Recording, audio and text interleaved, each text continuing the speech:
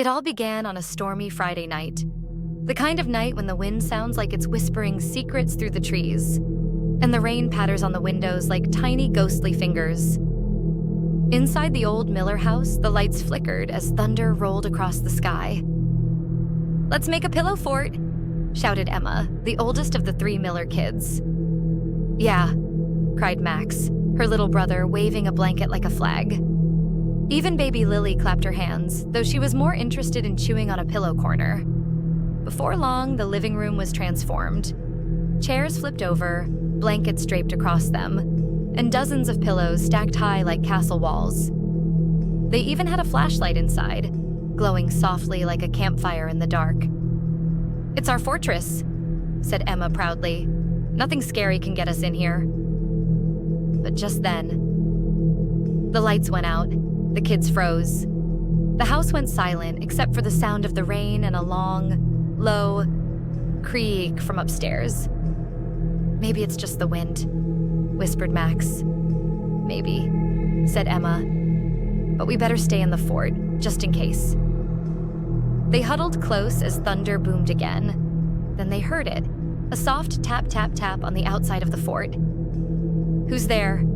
Emma asked, her voice shaking. No answer. Tap, tap, tap. Max pointed toward the opening. "I think someone's trying to come in." Emma took a deep breath. "We're brave.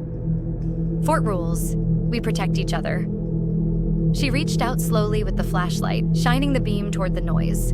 And there, standing just outside the fort, was a shadow.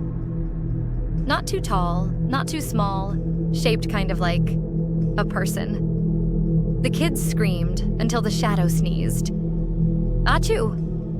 "Wait," said Max, squinting. "That sounded like Dad?" The flashlight beam wobbled and landed on the familiar face of their father, wearing his raincoat and holding a tray.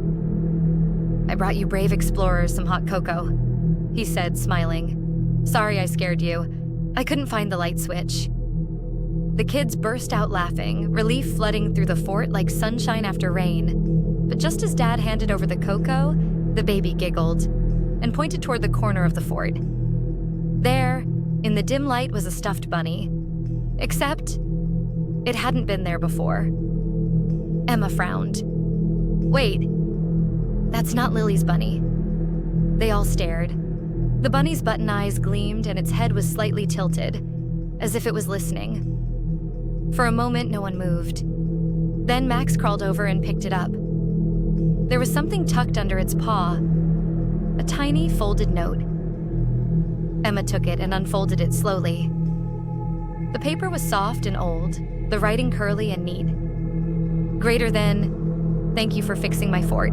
I used to play here too. It's nice to have laughter again." They all looked at each other wide-eyed. "Who wrote it?" whispered Max. Dad smiled softly. "This house used to belong to another family a long time ago. Maybe one of their kids wanted to say hello." The thunder outside faded. The rain slowed to a gentle drizzle. Inside the pillow fort, the flashlight's glow felt warm and safe again. Emma tucked the bunny between 2 pillows. "You can stay with us," she said kindly. Max grinned. "Yeah, every fort needs a guardian."